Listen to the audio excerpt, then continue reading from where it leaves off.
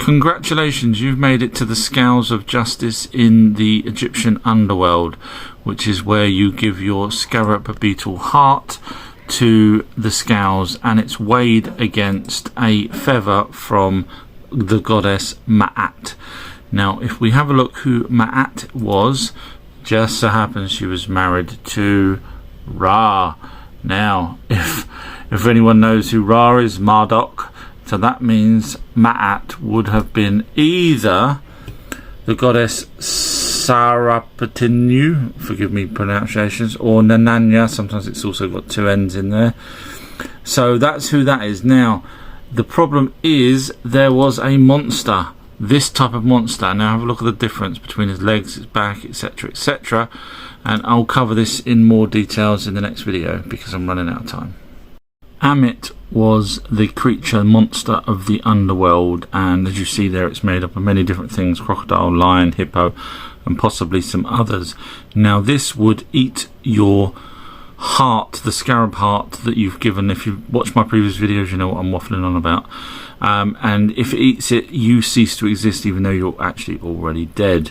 Now the Scales of Justice have to weigh equally, so your heart and the feather have to be the same weight. Now the Book of the Dead was trying to give you cheat codes or cheat spells that would allow the heart not to give away the secret once it's put on. So if you did do something bad, like cheat with thy neighbour's wife, because you've been reading the Book of the Dead and you knew the spell, this spell protected that from going lower or higher, so it had to be equal. And if it was equal, you pass and you go on to live an underworld life. At the end of this video, I'm going to tell you a secret that you won't know about some of the pyramids. Now, here is an overhead shot of the Great Pyramid, and as you see, the blocks are different colours to the rest of the blocks. There's hardly any weathering whatsoever on these, and that's because these have been put up to hide the hole, which they don't show you in the images of what's in the pyramids, because this hole, as mentioned before in other videos, it produces a light that comes through the top, through the capstone, which wasn't solid gold, and the light beam actually went up into space. Watch my videos or do some research and you'll come across that information. Now if you have a look here from a previous time, there is a sunken in area there, whereas here it's not sunken in, so you can see that they have been messing around with that. Now the Great Pyramid supposedly is, from some people say it's a water plant, which is, you know, I don't get that. I mean, look, you could have just built the whole thing. Obviously people then also, other people say it's a tomb, but it's not a tomb. No pharaohs were ever buried in any pyramids whatsoever.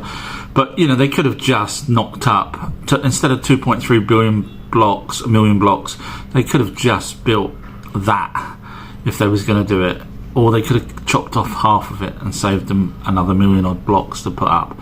So I don't think it is. Now the capstone is supposed to be gold.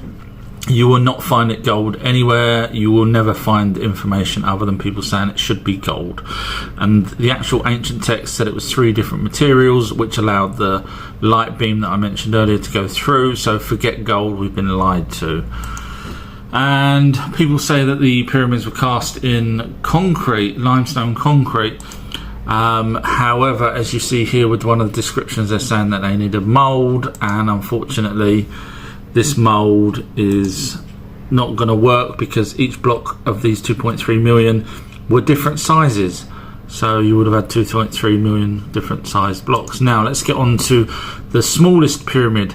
Now in ancient texts, they actually say that Ningazida, who was an Anunnaki, actually made a small version, a prototype of the larger pyramid, which is exactly what that one is. So now you know this is built, and they won't show you the tops of it where there's another hole, and they won't show you the inside properly. And this is what a tomb looks like. Have a look. So it wasn't a tomb. I mean, tombs do not look like pyramids. And this is what supposedly the inside of that small pyramid looks like, but you, again, they're lying to you because there would have been points going up into the top. So we have written records, ancient texts, saying that this was a prototype of the larger one, which makes sense instead of that being a tomb, because no bodies were ever found in it. Hope that all makes sense. There seems to be a great deal of confusion when it comes to what the pyramids were actually built for. Ancient texts say it was a a beacon to send a light up into space to help the other Anunnaki know that they'd moved. Now this was built around 10,000 BCE or 12,000 years ago. So yes, it does have power. It was put on a ley line, and in the ancient texts they talk about using crystals inside to help generate the power or the light beam that's required. Now we know that because when we watched the live TV broadcast from the National Geographic where they was going along this shaft in the Great Pyramid, there is no exit there. You'll never see one on the walls of the Great Pyramid because it never ever exited there. The National Geographic showed that it actually went back up towards the top. Same goes with that one. So again, supporting the light beam theory. Now, where these people say this could have been a power pump, yes, it possibly could have, but it wasn't a power pump to supply water to, areas, because there's no evidence whatsoever of any aqueducts or any piping system or anything. Bearing in mind, there virtually wasn't anything around there. So what were they pumping it for if there's no settlements? So the nearest settlements would have been further down, as you see here. We're going down to Luxor, etc. So why not build the pyramids down here instead of there? Because the pyramid wasn't built to pump water this far. If it used water to help produce the light beam, fine, but it wasn't a pump. There's no evidence whatsoever. And of course the pyramid was placed precisely on a ley line, which is why we're getting the electricity that even the Sun News admits that the Giza pyramid does actually still have energy produced from it. So hopefully you kind of understand it's a mixture of a few things. One is it does produce power, but it's not power for everywhere else, it's just power for itself. Two, it is on a ley line, so it's still producing power. Three, it did have crystals in there. Ancient texts talk about the crystals being destroyed by Marduk. Long story, watch my videos or do some research and it all will tell you. And finally, the light beam was, as we see now in Las Vegas, where they have a pyramid with the light beam coming up, they already knew. And yes, the top capstone was not solid gold. You'll never find anywhere that can actually prove solid gold. It's all guessing. And the ancient texts talk about it being 3 different materials. Meteorites on Mars could preserve evidence of ancient alien life. Now, we're not actually talking about the Anunnaki here, we're talking about microbes. However, the Anunnaki, or the Aigigi, which were the younger Anunnaki, were on Mars for a couple of 100,000 years. So that's why we seem to have all these artifacts that we can find on Mars, such as that door that's recently been shown on photographs from a Mars rover expedition.